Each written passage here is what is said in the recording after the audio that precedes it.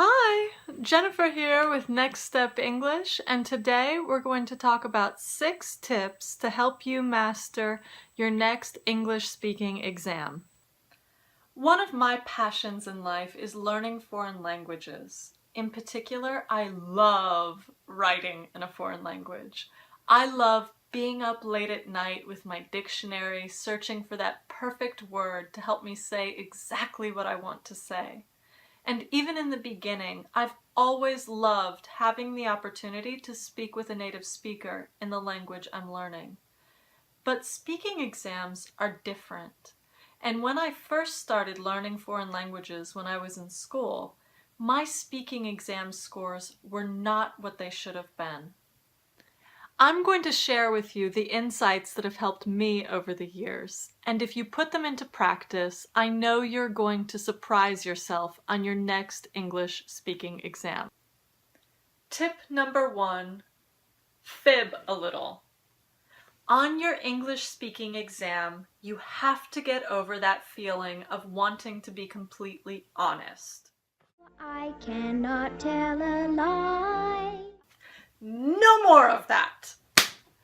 When you're taking your English speaking exam, they care about your English, not about who you are as a person.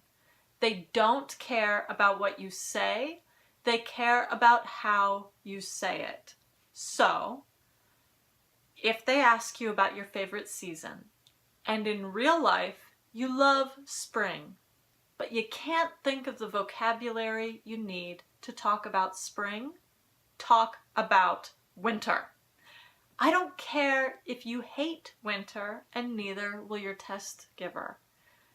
They want to hear that you can express yourself in English. So for the purpose of the exam, fib a little. Say that winter is your favorite and talk about winter. This isn't a date, it's not a conversation with your friend, you're not sitting in the confessional. This is an English speaking exam. They do not care about who you are, they only care about your English. So just focus on your English. Do not focus on being completely truthful about yourself. Tip number 2, search for synonyms. One of the biggest mistakes I made in language speaking exams when I was first starting was that I would get so focused on searching for a particular word. And if I couldn't remember it, I froze.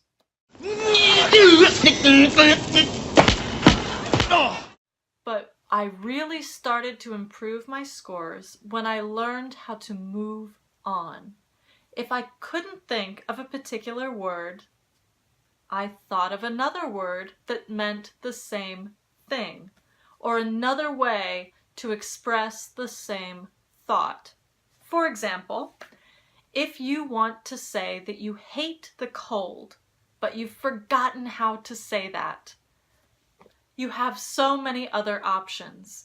You can say, I prefer the heat, or I don't like it when I have to wear a coat. There are tons of ways to say what you want to say in English. Don't get hung up on a particular word. And if you can't remember a particular word, don't get frustrated. Be creative. Search for synonyms and move on. As we say in English, there's more than one way to skin a cat.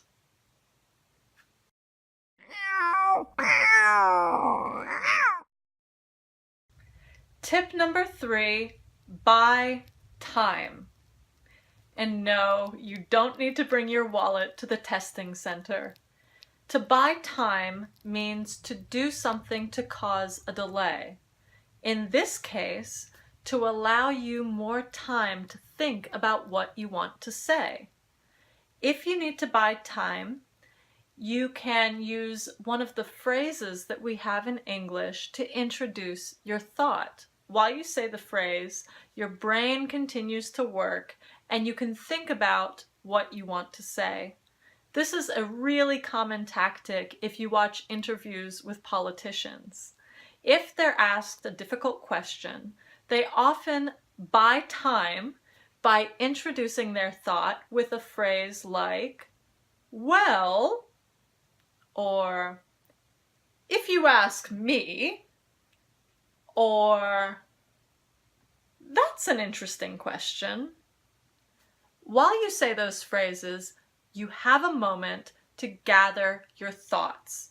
That way, there's not an awkward pause after the test taker asks you the question. You continue speaking, you speak well, but you have a few extra seconds to think about what you want to say. Tip number 4, prepare some idioms. Using idioms will make you sound like an English superhero. Using idioms is one of the best ways to sound more fluent when you speak English. So for example, instead of saying that something is very expensive, you could say that it costs an arm and a leg. Instead of saying that John was up late at night studying, you can say he was burning the midnight oil. There are thousands of idioms in English.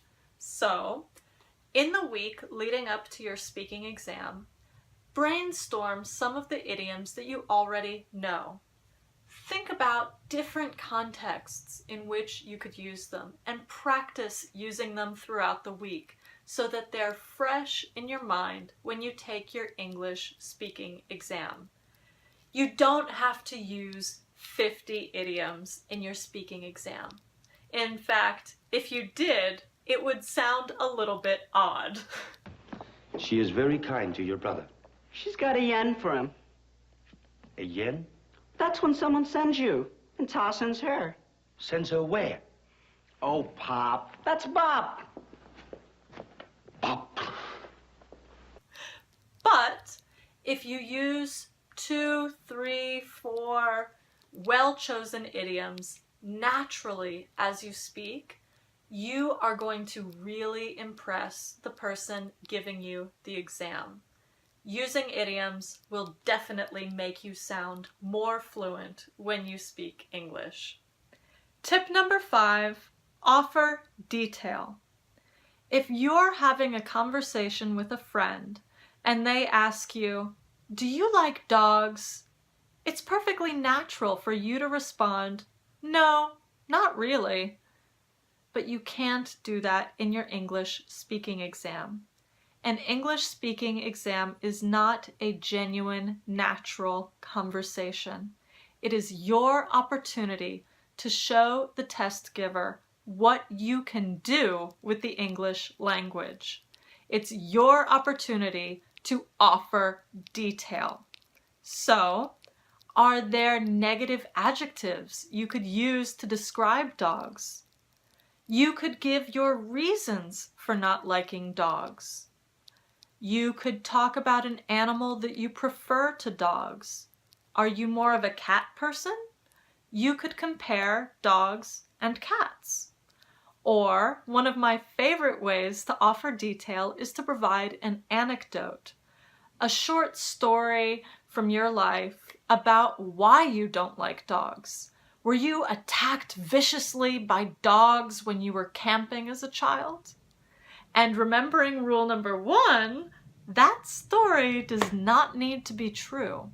If you have the language to tell an anecdote offering detail about why you don't like dogs, don't worry that the story isn't true. Just tell the story. It is your opportunity to show the test taker what you can do with the English language. Remember, expound, expound, expound. Offer detail. And tip number 6, keep calm and carry on. In the days leading up to your speaking exam, meditate. Close your eyes and envision yourself in the testing center. Imagine forgetting how to conjugate a verb that you need. Imagine the feeling of panic sweep over you. And then breathe deeply, feel calm, and train yourself to be calm in those situations. Also, while you meditate, envision your success. Imagine speaking masterfully and confidently all week leading up to your exam. The morning of the exam, arrive early, be well rested, and have a good, healthy meal beforehand. So the last tip, tip number 6, keep calm and carry on. This is Jennifer with Next Step English saying goodbye for now. Thank you for joining me today with these 6 tips to help you with your English speaking exams. If you have other tips that have helped you with your speaking exams, feel free to share them in the comments so you can help other English learners. And if you like this video, please subscribe so you can see more like it, and I will see you soon. Auf Wiedersehen! So long, farewell, auf Wiedersehen, good night.